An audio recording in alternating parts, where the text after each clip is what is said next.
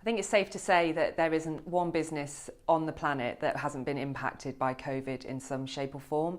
Last year was just a year like no other. And I think really businesses have done very, very well to get through it. Every single business has had to adapt and look at whether that's changing their market or how they work with their staff. It's been a really, really challenging year.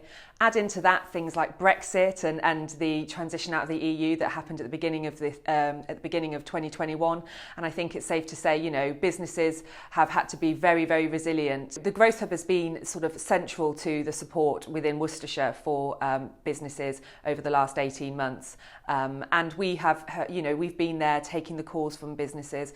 It's been quite a challenging time for the team as well, because many people are obviously were very scared and unsure as to what was happening, and so they've had to really, really work hard to ensure that they can stay motivated and help and support those businesses through it. The key things that we've been asked questions about, I think, firstly, is access, apart from the general, what are we doing, how do we return to work, and those sorts of things. The main one was access to finance. So we've certainly found that businesses are looking at different financing options, not just necessarily coming in for a grant, but actually how can they perhaps use debt finance to finance future investment, that sort of thing. So we've been working with our providers there to sort of make sure that we can get those messages out there and really have programs of support that's really useful for that. Obviously, technology is something that businesses are asking us about all the time. So many businesses had to switch overnight to remote working, and that was a real challenge for many. So we do receive a lot of calls about that, and that's now, we've noticed that sort of kick-started businesses deciding, actually, how can we use technology to improve our productivity? So we're working really hard with our providers there to make sure that the support is available in that arena. And then I think the other one is about staff morale. I think it has been a real challenge to recruit staff over the last sort of 12 to 18 months, or retain staff, and it's been businesses have had to furlough people, but how do you keep that employee engagement if you're doing that remotely? How do you make sure people feel part of the team? And that's a key challenge as well. So these are the three things that the businesses around Worcestershire are speaking to us about, but there's many more as well. So businesses contact the Growth Hub many ways. They pick up the phone, they drop us an email, they get in touch with us on social media, and we are here to help them. Over the last 12 to 18 months, we were delighted to be able to offer more support. Some of that was as a reaction to COVID, and some of it is things that we've been hoping to do for some time, and we were able to fast track that and get it out ready for to support those businesses when they needed it most. So the Growth Hub was instrumental in supporting the small business grants, which helped over 100 businesses within Worcestershire. We have worked with the district councils to administer their district grants.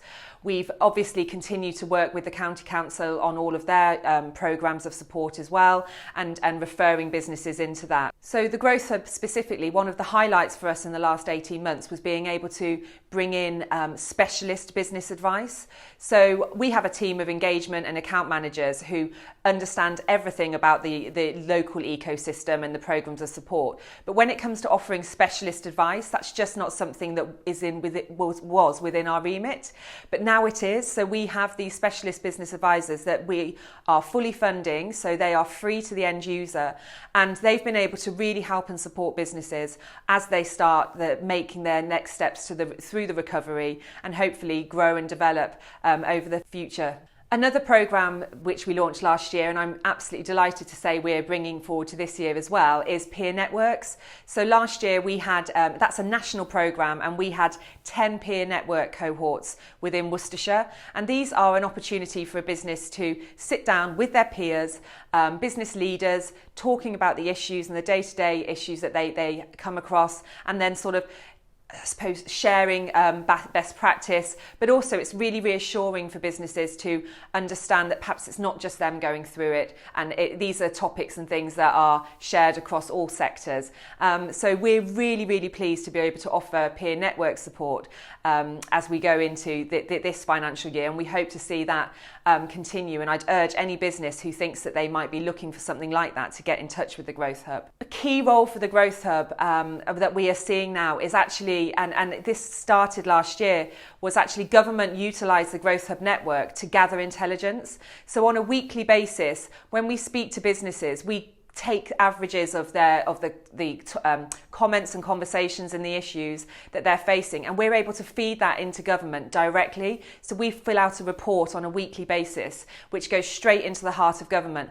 That helps shape and influence policy and future funding decisions, and I think that's really, really key, is that the LEP and its Growth Hub are now the voice of business within the county, and that's what government are supporting. In terms of the future of the Growth Hub, we're here, we are still here, we are still ready to take your calls, and we are able to offer advice and guidance on perhaps the best sort of funding programs for your business, how to grow your business, where to go to access the finance. So that's something that we as a Growth Hub are here to do, to help businesses grow and develop. And obviously these are extraordinary times, and we will continue to be here for you.